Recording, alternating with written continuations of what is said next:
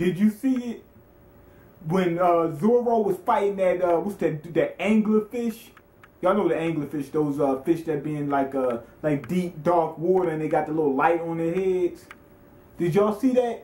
Very important thing, you know, to keep your eye on in this episode. Anyway, this is your boy Mean. Welcome to the channel where anime and manga means more. And this time we're reviewing One Piece episode 560.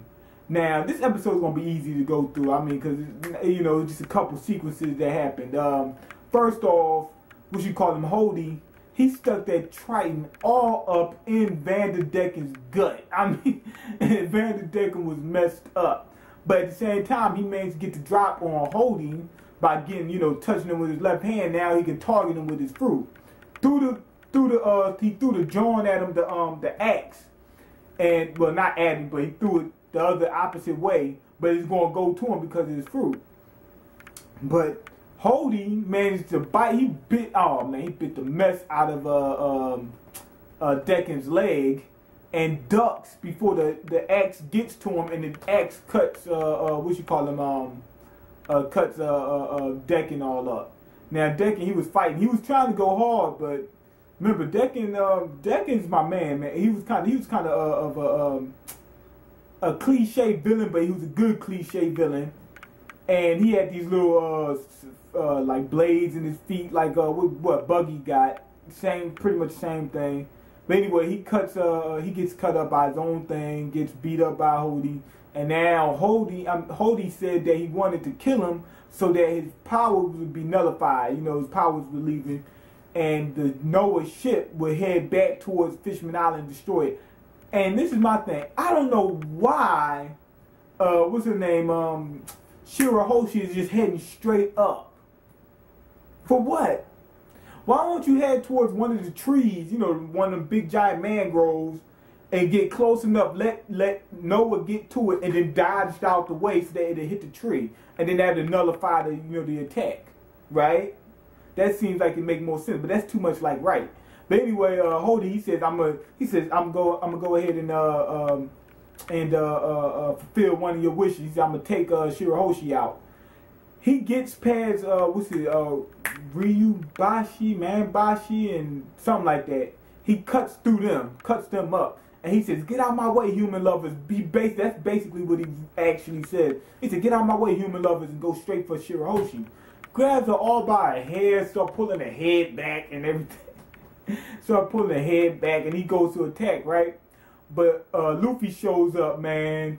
Luffy's like, "Get me up there, yada yada yada, beam me up, Scotty, yada yada, whatever." And he hits him with this attack called Snake. It's sort of like a finger gun. You know that what you call him uses CP9, and he stretches his arm out, right?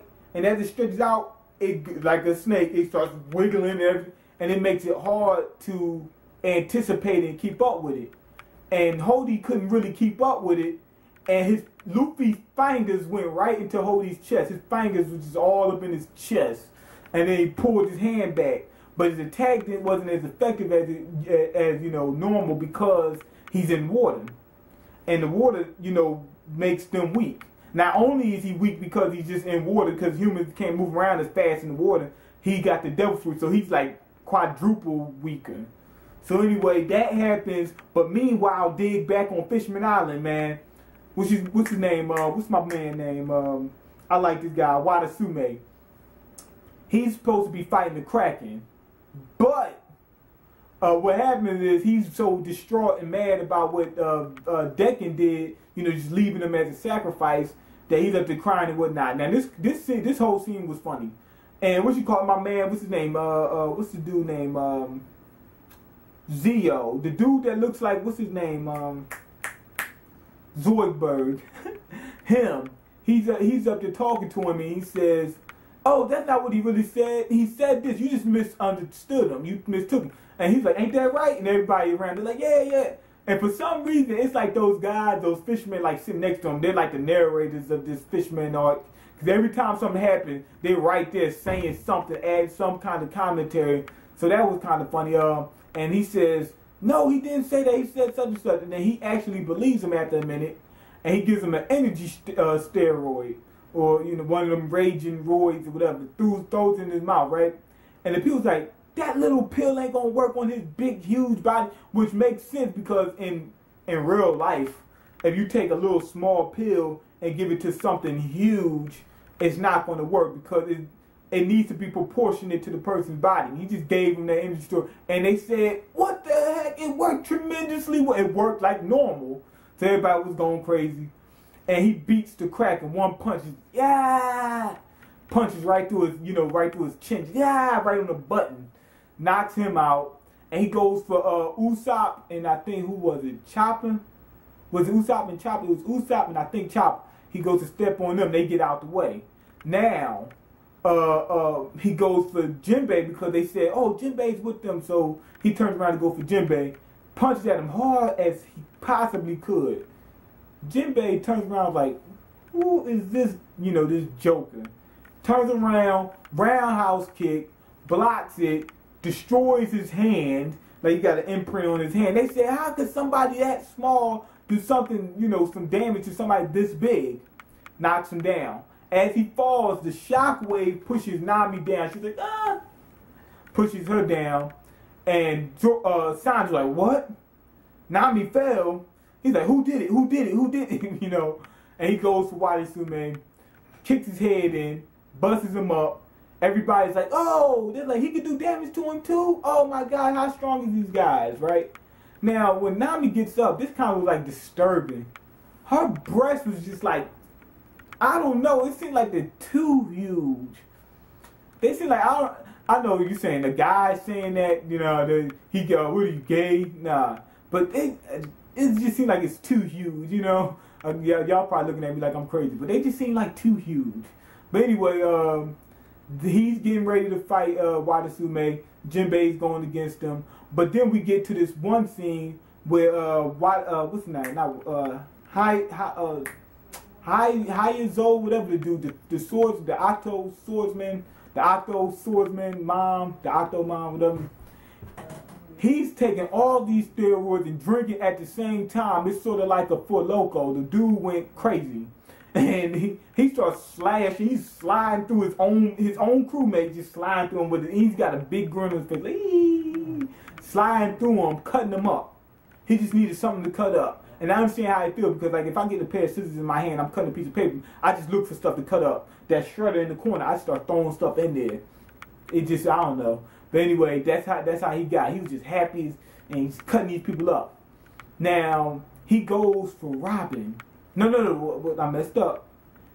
What you call this? One dude, he wants to be the #1 swordsman. He's an anglerfish, right? That was the fight I was talking about in the beginning. And he goes for Zoro. Zoro easily counters him. And he's like, oh, I can't fight this guy. He said, well, I guess I'll trick him. Like, he went for a surprise attack off the bat, from the top. And he uses his angler, whatever that thing is on his head, and shines it real bright. And blinds everybody. And he goes to attack Zoro.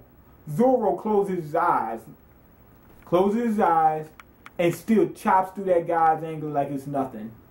And he says, after he chops that up, and then chops the guy's sword up, beats him, he says, you're not going to be a #1 swordsman because you still got to use your eyes to fight. Boom! Observation Haki. Seen that?